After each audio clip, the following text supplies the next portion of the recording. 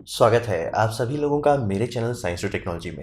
मैं अनुपम विपुल आप सभी लोगों का स्वागत करता हूं आज के शो साइंस थर्सडे में। आज हम लोग बात करेंगे ग्लोबल पावर ग्रिड के आइडिया के बारे में। ये आइडिया कई जगह पे अलग अलग देश, अलग अलग कॉन्टिनेंट अलग अलग तरीके से करे। जैसे इंडिया में वन ग्रिड के बारे में बात किया जा रहा है, वन सोलर ग्रिड के बारे में बात किया जा रहा है, यूरोपियन यूनियन ग्रीन ग्रिड के बारे में बात कर रहे हैं, यूएसए के अंदर भी अपना काम चल रहा है। तो हिसाब समझिए पूरा आइडिया को समझते हैं, ना कि नाम के पीछे उतना मत जाइए, क्योंकि लॉजिक सेम रहेगा। तो हिसाब करते हैं, एक इलेक्ट्रिकल ग्रिड को समझ लेते हैं। इलेक्ट्रिकल ग्रिड का जो अभी लॉजिक है, जिस तरह से मतलब समझिए 2020 में इलेक्ट्रिकल ग्रिड कैसे चलते आ रहे हैं, वो हिसाब ये है कि हम लोग कुछ बड़े पावर प्लांट बनाते हैं, बम बम पावर प्लांट बनाते हैं। जैसे कि सबसे भयानक पावर प्लांट के मामले में कहा जाता है थ्री गॉर्जस डैम। ये 12,000 मेगावाट तक पहुंच जाता है पर घंटे। तो वो तो बम बम है। बाकी सारे पावर प्लांट उतने बड़े नहीं जाते, लेकिन समझ लीजिए कुछ कुछ बड़े बड़े बनाते हैं और फिर इसे डिस्ट्रीब्यूट करते हैं। तो सबसे पहला होता है लार्ज पावर प्लांट। ये चाहे कोल हो, चाहे न्यूक्लियर हो, चाहे हाइड्रो हो, कुछ भी हो, एक बड़ा बनाते हैं। उससे बाद लार्ज ट्रांसमिशन का इस्तेमाल करके, यानी कि यहाँ से जो वोल्टेज लिया जाता है उसे अपस्केल कर देते हैं, हाई वोल्टेज में बदल देते हैं और फिर ट्रांसमिट करते हैं, और इसके बाद खूब सारे कस्टमर्स को बेचा जाता है। तो लॉजिक यही है। अभी हमारी पूरी दुनिया का, यानी पूरी पृथ्वी पे जितना इलेक्ट्रिकल सिस्टम है, इसी कोर लॉजिक पे चल रहा है कि कुछ बड़े पावर प्लांट्स होंगे, वो डिस्ट्रीब्यूशन सिस्टम का इस्तेमाल करेंगे और बिजली को कई हजारों कस्टमर को बेचा जाएगा। तो ये चलता आ रहा है।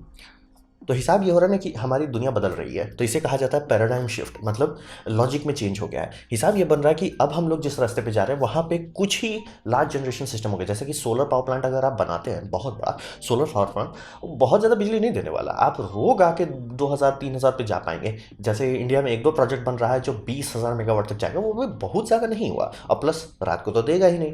तो हिसाब ये बन रहा है कि हम लोग का वो लॉजिक चेंज है कि एक चीज़ है जो बम बम दे रहा है, वो हट रहा है। वहाँ पे खूब सारे छोटे छोटे बनेंगे। फिर स्मॉल जनरेशंस का खूब सारा बोलबाला हो जा रहा है। जैसे कि कहीं पे विंड फार्म लगा दिया जाएगा, कहीं पे जियोथर्मल लगा दिया जाएगा, कहीं पे बायोमास सिस्टम लगा दिया जाएगा। तो ऐसे खूब सारे छोटे छोटे जोड़े जाएंगे। तो लॉजिक का अंतर समझिए। हमारा पुराना लॉजिक क्या है, कुछ चीज़ को मैनेज करना है, बम बम पावर दे रहा है, सब चीज़ कर रहे हैं। यहाँ पे वो लॉजिक एकदम बदल जा रहा है, इसीलिए पैराडाइम शिफ्ट है, मतलब ज्यों का त्यों से बदल दिया।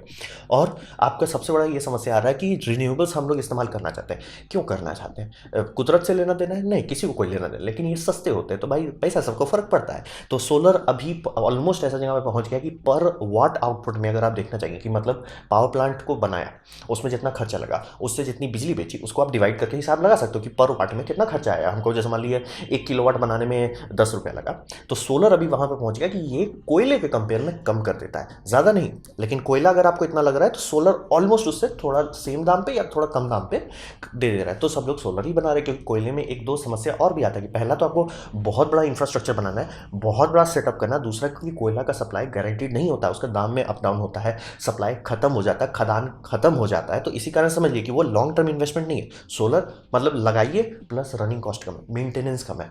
हाँ ये बात सही है, रात को कुछ नहीं करेगा, लेकिन जब तक चल रहा है तब तक चल रहा है।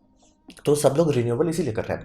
लेकिन रिन्यूएबल्स में हमेशा यही आता है कि वो इंटरमिटेंट है, मतलब आप भरोसा नहीं कर सकते। जैसे कि न्यूक्लियर पावर प्लांट को कहा जाता है सबसे बेस्ट है भरोसा के मामले में। जब तक कुछ बूम नहीं हो जाए तब तो वो सबसे बुरा है।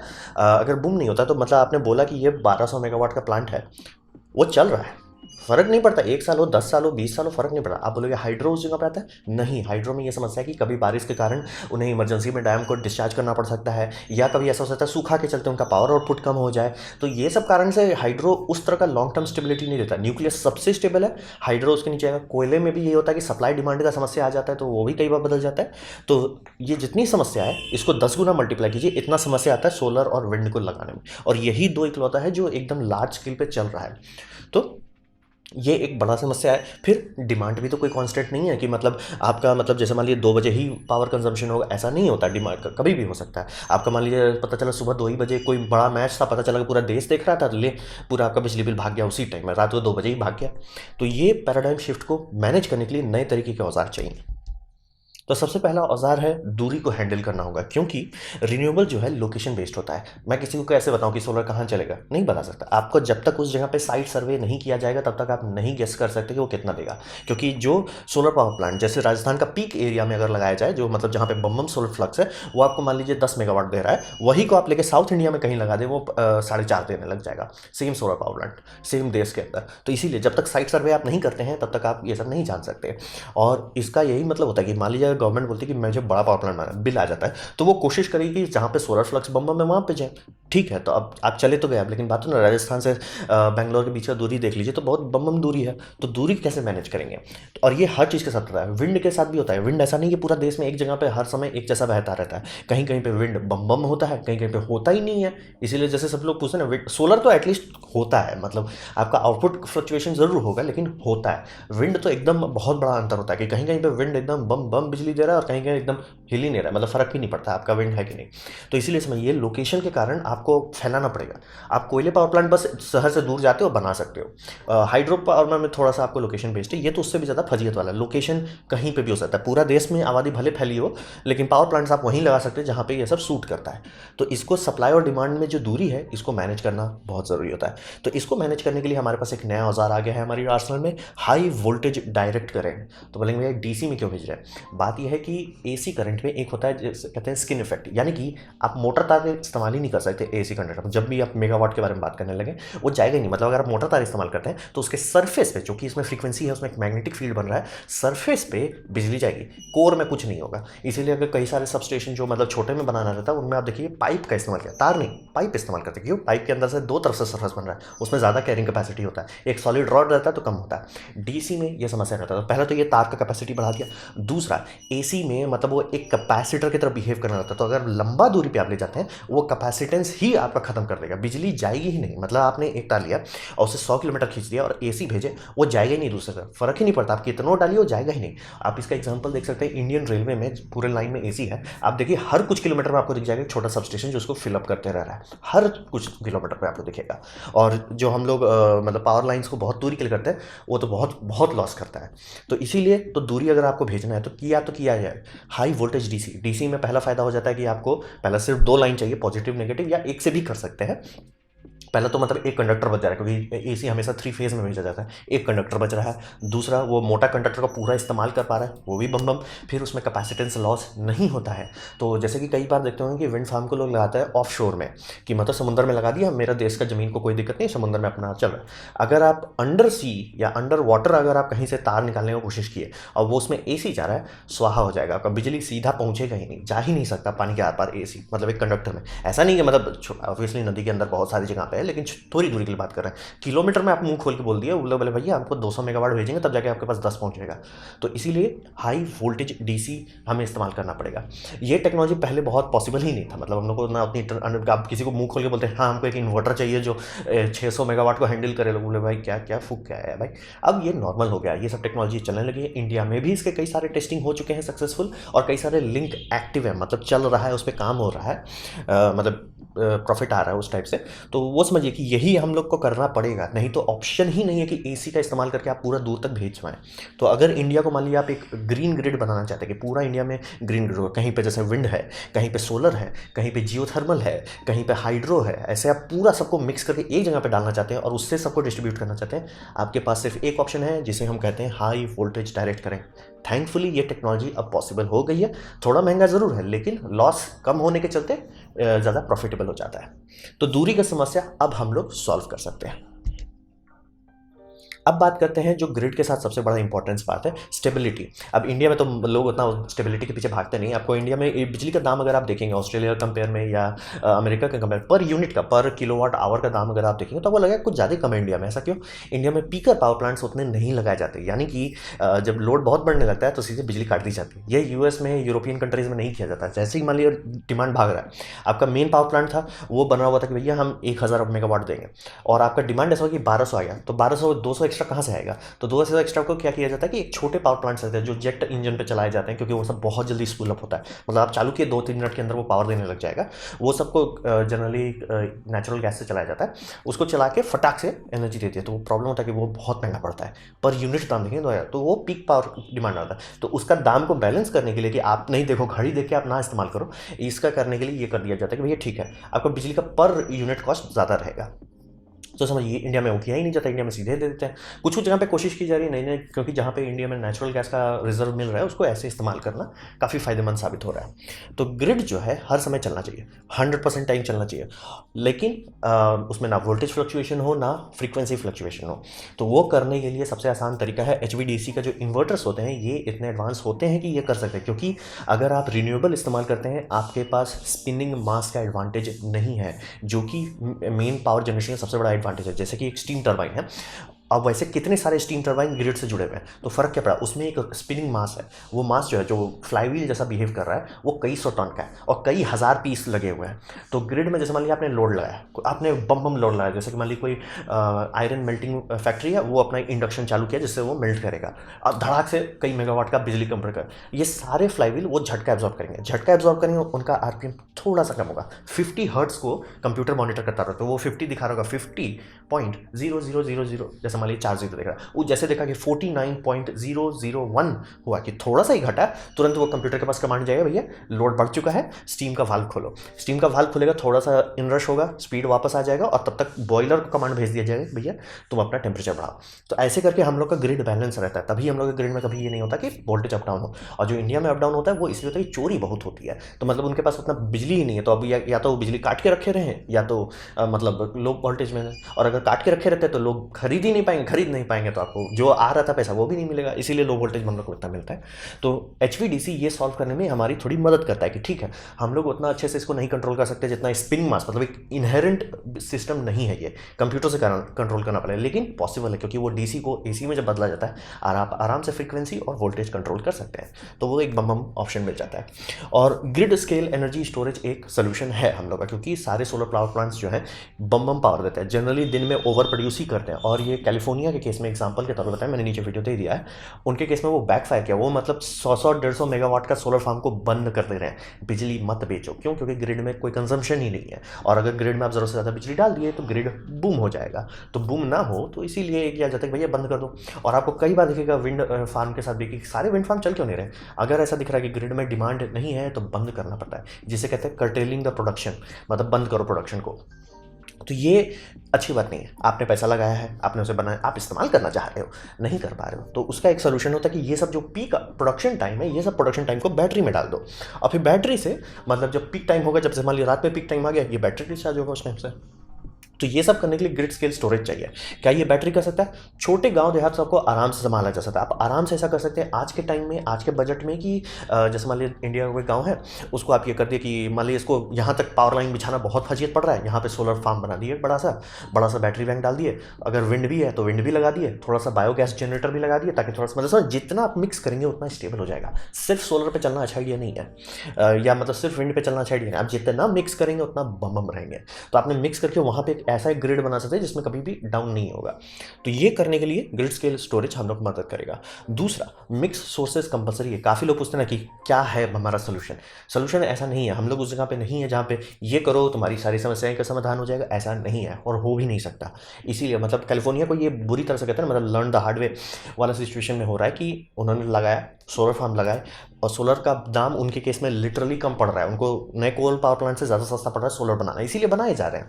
लेकिन वही हो रहा है कि सोलर पे पूरी तरह से रिलाई कर रहे हैं, विंड नहीं डाल रहे, विंड रात को थोड़ा सा मेंटेन रहता है, ये रात को जीरो हो जाता है, तो उनको नुकसान पड़ रहा है, उनको मतलब अब बिजली को बंद करना पड़ रहा है कि भैया पीक पावर प्लांट बहुत ज़्यादा दे रहा है, प्रोड्यूस बंद करो, उसको नुकसान में पड़ जा रहे हैं। और पहले तो बात बना कि दूसरे स्टेट को भेजें, लेकिन वो लोग क्यों खरीदेंगे भाई, मतलब उनका भी तो पावर प्लांट को बंद करना पड़ जाएगा ना, कि मतलब आप चाहे 600 मेगावाट आप एक्स्ट्रा प्रोड्यूस कर दिए, अगर स्टोर कर लेते बम नहीं स्टोर कर पाते लग जाएंगे। तो इसीलिए सोलर रखें, थोड़ा सा विंड रखें, थोड़ा सा जियोथर्मल रखें, थोड़ा सा बायो सिस्टम रखें, जो जर्मनी में किया जा रहा है लॉन्ग टर्म एक्सपेरिमेंट के तौर पे, तब जाके आप ऐसे जगह पे पहुंच जाते हैं कि सप्लाई एंड डिमांड बैलेंस कर पाते हैं। और थोड़ा सा आपको स्टोरेज तो चाहिए ही होगा, एकदम जीरो स्टोरेज तो नहीं चाहिए, तक नहीं उतर सकते, लेकिन वो जैसे 1-2 बिलियन डॉलर का स्टोरेज की जगह पे अगर आप ऐसा करते हैं कुछ मिलियन में निपटा दिया है, तब सब लोग करने लगे। तो वही मिक्स सोर्सेज कंपलसरी है। अगर आप ऐसा करते हैं सिर्फ सोलर पे चलेंगे नहीं होगा, सिर्फ विंड पे चलेंगे नहीं होगा, सिर्फ जियोथर्मल पे चलेंगे नहीं होगा, सबको मिक्स कर देंगे आराम से हो जाएगा। तो ये समझिए स्टेबिलिटी के लिए ये ज़रूरी है। और इसी के लिए काफ़ी लोग का डिस्कशन है कि पूरा का पूरा देशों को जोड़ डालो, यानी कि यूरोपियन यूनियन को पूरा जोड़ डालो, उसके अंदर जितने दोस्त हैं, जैसे चाहे जर्मनी हो जाए, फ्रांस हो जाए, इटली हो जाए, ये सबको जोड़ दो, ताकि कभी भी वो हमेशा कहीं ना कहीं तो कंजम्पशन रहता ही है। तो मान लीजिए आपका 400 या 600 मेगावाट एक्स्ट्रा प्रोड्यूस हो रहा है, वो आराम से दूसरे के पास चला जाएगा, कोई दिक्कत नहीं। और HVDC लिंक के चलते लॉन्ग डिस्टेंस तक बिजली भेजना पॉसिबल हो जाता है। तो अब बात करते हैं हमारा नया डेवलपमेंट जो हुआ है, इसे कहते हैं स्मार्ट्स, यानी कि अब हमारे पास microprocessor, microcontroller, fibre communication system, 4G wireless network, ये सब अब हमारे लिए आम बात हो गई है, आम जिंदगी। मतलब 1990 में जब हमारे इंफ्रास्ट्रक्चर बनाए जा रहे थे, उस टाइम आप बोलते हैं कि सब स्टेशन को कम्युनिकेट करना दूसरे सब स्टेशन पॉसिबल नहीं था, बहुत महंगा पड़ता था और बहुत लो बैंडविड्थ रहता था। अभी तो गीगाबाइट में आप डेटा इधर से उधर कर सकते हैं, और बहुत हाई रिफ्रेश रेट के साथ, कि मतलब एकदम प्रिसाइसली पता चले। अब भी मतलब यहाँ आपके पावर कंजप्शन में बढ़ने लगा है, 10 किलोवाट बढ़ गया है, अभी 2 किलोवाट घट गया है, एकदम मतलब स्टॉक मार्केट जितना अप डाउन देख सकते हैं। तो ये समझिए कि हम लोग को वेस्टेज को कम करना है। सप्लाई और डिमांड जितना परफेक्टली बैलेंस रहेगा उतना बम रहेगा। आप ग्रिड को ओवर हीट नहीं होना चाहते हो कि भैया बहुत ज़्यादा उसमें मान लीजिए ओवर सप्लाई जा रहा है, पहले तो धीरे धीरे वोल्टेज बढ़ेगा, और अगर वोल्टेज नहीं बढ़ेगा तो वो ओवर हीट होने लग जाएगा। तो इसीलिए ग्रिड को जिंदा रखने के लिए ज़रूरी है कि उसमें एग्जैक्टली उतना ही प्रोडक्शन और खपत बराबर रहे, या तो जितना भी प्रोडक्शन हो रहा है वो खपत कर लिया जाए। तो खपत करने के लिए आप उससे पंप्ड हाइड्रो का इस्तेमाल कर सकते हैं, जिस जो मतलब आपको 2000 मेगावाट आवर तक का कैपेसिटी देता है, छोटे शहर को मतलब दिन भर चला सकता है। तो वो कर सकते हैं। खूब सारे छोटे छोटे पावर प्लांट्स को चला सकते हैं, मतलब बैटरी स्टोरेज को कर सकते हैं। जो भी आप लोग देखेंगे ऑस्ट्रेलिया में हिसाब लगाया जा रहा था कि सोलर फार्म लगाओ और बैटरी बैंक से लगा दो, ताकि पीकर पावर प्लांट का जरूरत खत्म हो जाए। तो ये समझिए वेस्टेज को हम लोग को कम करना है। हमारा प्रोडक्शन पहुंच रहा है उस जगह पे जहाँ पे सोलर से सारी समस्या का समाधान हो जाएगा, लेकिन वो रात को नहीं देगा, तो बहुत बड़ा बैटरी चाहिए। तो क्या किया जाए, एक काम करो, सोलर से काफ़ी चीज़ लगाओ, लेकिन विंड रखो, ताकि थोड़ा रात को थोड़ा तो मेंटेन रहे, नहीं तो पूरा बहुत बड़ा बैटरी लगाना पड़ेगा। तो ऐसे करके समझिए स्मार्ट ग्रिड की रिक्वायरमेंट बहुत ज़रूरी हो जाए। स्मार्ट ग्रिड जो है मतलब डिमांड को बैलेंस कर सकता है, जैसे कि वो डिटेक्ट कर रहा है कि ग्रिड में अभी लोड ज़्यादा है। ये बोल रहा है पहले कुछ साल पहले पॉसिबल नहीं था, अब बहुत आसानी से पॉसिबल है कि आराम से सब लोग कम्युनिकेट करें कि इस मान लीजिए आता है कि पीक डिमांड 200 मेगावाट चल रहा है, 200 मेगावाट को अगर घटाना है, आपको कुछ नहीं करना होगा, बस एक काम कीजिए, इसका वाटर हीटर अभी बंद कर दीजिए, इसका वॉशिंग मशीन अभी बंद कर दीजिए, इसका ये कर, मतलब जितने नॉन क्रिटिकल चीज़ हैं आप आराम से कैसे सारे का नॉन क्रिटिकल कुछ देर के लिए बंद कर दो। स्पाइक घट गया, अच्छा बहुत ज़्यादा घट रहा है, अच्छा इसको बढ़ा दो, इसको बढ़ा दो, ऐसे ऐसे करके मीटर, आपके घर में जो मीटर लगे हुए हैं, ये स्मार्ट अप्लायंस के साथ बात करके ये सब मैनेज कर सकते हैं बैकग्राउंड में, आपको पता भी नहीं चलेगा, और इससे मैनेजमेंट आसान हो जाता है। स्पाइक्स आने कम हो जाते हैं, स्टेबिलिटी बढ़ जाती है। और फिर एक और छोटा सोल्यूशन भी है कि मान लीजिए हर समय आप ग्रिड स्टोरेज पर जा रहे हैं, वो पॉसिबल नहीं है। बहुत बड़ा बड़ा मेगावाट मतलब गीगावाट या टेरावाट का बैटरी बैंक बनाना पॉसिबल नहीं है। पंप्ड हाइड्रो भी सिर्फ 1-2 गीगावाट तक जाता है, हम लोग को चाहिए 100-150 गीगावाट का, वो तो पॉसिबल ही नहीं है। तो हिसाब बनता है कि होम एनर्जी स्टोरेज हम लोग को मदद कर सकता है, कि होम स्टोरेज में जैसे कि मान लीजिए टेस्ला का पावर बैंक है, पावर वॉल्ट है बहुत कंपनी का, ये सब अगर ऐसा हो जाए कि आपके घर में ना, हम दिन में आपको सोलर से बिजली दे दें, मतलब आपको अपने घर में सोलर नहीं लाना, लेकिन बैटरी बैंक लगा लीजिए, जैसे हम लोग इन्वर्टर लगाते हैं अभी, इसका बड़ा भाई, ये लगा लिए कि रात में आपका घर आपके उस बिजली से चलने लगे, टेंशन ही खत्म हो जाता है। इसमें कुछ लोगों का आइडिया ये है कि हम ऐसा करेंगे कि आपके घर में जो इलेक्ट्रिकल गाड़ी लगी होगी उसका बैटरी को हम ये कर देते हैं, उसका इस्तेमाल करके चार्ज और डिस्चार्ज कर लेते हैं, तो थोड़ा सा मदद मिल जाएगी। तो ग्रिड को अगर जितना आप स्मार्टली फैला देते हैं, मतलब समझिए झटका जो जितना फैला देंगे आराम से मैनेज हो जाएगा। अभी बस हम लोग उस जगह पे नहीं है, जो बच्चे जैसे काफ़ी बोलते हैं सब जगह सोलर क्यों नहीं लगाते, अरे नुकसान ही होगा अपना। सोलर विंड मिक्स करते हैं तब ठीक है, सोलर विंड प्लस बायोथर्मल तब आपके पास, क्योंकि बायो के पास आप कंट्रोल कर सकते हैं। जैसे मान लीजिए बायो गैस आप जमा कर रहे हो, क्योंकि एक एक गांव में आराम से 1000 गाय होते हैं, कम से कम होती हो, और 1000 गाय अगर आपके पास है तो 1 मेगावाट का प्लांट 24/7 चला सकता है। सोचिए कितने गांव हैं भारत में, कितना बायोमास जनरेट होता है, और ढंग का बड़ा सा पावर प्लांट आप बनाएंगे, कितना आराम से उसको आप कंट्रोल कर सकते हैं। मेन वो है कि उसको नहीं, वो अब पिक भाग रहा है, अब आप चालू कर दिए, आराम से बिजली बढ़ गया। और वो तो टर्बाइन को इस्तेमाल करने का भी अब जरूरत नहीं है, अब तो शांति से आप ये कर सकते हैं भैया फ्यूल सेल से चलाओ, सॉलिड ऑक्साइड फ्यूल सेल से ज़्यादा इफिशियंसी मिलेगी, ज़्यादा बिजली मिलेगा, तो जो 1-2 मेगावाट था वो 2-3 मेगावाट में बदल जाएगा। तो ये सब करना पॉसिबल है। मेन वही समझिए, हमारा भविष्य ऐसा नहीं कि ये सॉल्व हो गया। ये काफ़ी लोगों का मैं वीडियोस देखता हूँ, काफ़ी लोगों के मतलब कमेंट्स पढ़ता हूँ, उसमें यही आता है ये करने से सब क्यों नहीं सॉल्व हो जाएगा, ऐसा कभी नहीं होने वाला। मिक्स हमारा फ्यूचर है, जितना चीज़ आप मिक्स करते जाएंगे, मतलब समझिए कह रहे हैं right tool for the right job. कुछ लोगों को विंड सूट करेगा, कुछ लोगों को वेव पावर सूट करेगा, जबकि बहुत लो पावर रहता है। लेकिन मान लीजिए आप तटीय क्षेत्र में है, सोलर आपका काम नहीं करता क्योंकि हमेशा क्लाउडी रहता है, लेकिन विंड अच्छा है, लेकिन विंड में उतना वो स्टेबिलिटी नहीं है। आपने वेव लगा दिया, विंड लगा दिया, बम बम हो गए, इन्जॉय मार रहे हैं। तो ऐसे समझिए जितना मिक्स करते जाएंगे उतना बम बम होते जाएंगे। तो वही समझिए। और जितने घर में लगते जाएगा स्मार्ट एनर्जी स्टोरेज, उतना कैपेसिटी बढ़ जाएगा कि आराम से स्मार्ट मीटर ऐसा भी कर सकता है कि आपका इक्विपमेंट को नहीं बंद करके एक काम करो, ग्रिड से अभी डिस्कनेक्ट कर दो, बैटरी डिस्चार्ज करो, ग्रिड को शांत होने दो, अभी बहुत बिल भाग रहा है, ग्रिड को शांत होने दो, हो गया शांत, ठीक है, अब बैटरी को चार्ज करो। तो ऐसे करके स्मार्ट बुद्धि जितनी लगाएंगे हम लोग अपने ग्रिड में, उतना आसानी से ग्रीन रिन्यूएबल एनर्जी में ट्रांजिशन करना पॉसिबल हो जाएगा। तो यही है जिसके पीछे सब लोग भाग रहे हैं। कुछ लोगों का कहना है कि पूरा का पूरा देश ही जोड़ डालो, जैसे यूरोपियन यूनियन के केस में हो रहा है। कुछ लोगों का सपना है कि पूरा दुनिया जोड़ दो, वो कोई करेगा नहीं क्योंकि वो बहुत बड़ा इंटरनेशनल सिक्योरिटी रिस्क बन जाता है, वो कोई नहीं करेगा। बट यूरोपियन यूनियन कोशिश कर रही है, इंडिया को कोशिश किया जा रहा है पूरा एक बड़ा ग्रिड बना जाए। यूएस के केस में 4 ग्रिड हैं, तो उनको भी फोकस किया जा रहा है, चारों ग्रिड को जोड़ के एक ग्रिड बना दिया जाए। तो काम कर रहे हैं लोग, काफ़ी मेहनत कर रहे हैं इस पर। तो वही समझिए, हम लोग को स्मार्ट्स डालना होगा, तब ये मतलब कहते हैं ना, transition from fossil base to renewable आसान हो जाएगा। तो ये था मेरा प्रेजेंटेशन ग्लोबल पावर ग्रिड के बारे में। उम्मीद करता हूँ आपको अच्छा लगा, कुछ सीखने मिला, कुछ समझ में आया। अगर ऐसा है, लाइक कर दे, दोस्तों शेयर कर दे, उससे मेरा काफ़ी भला होगा।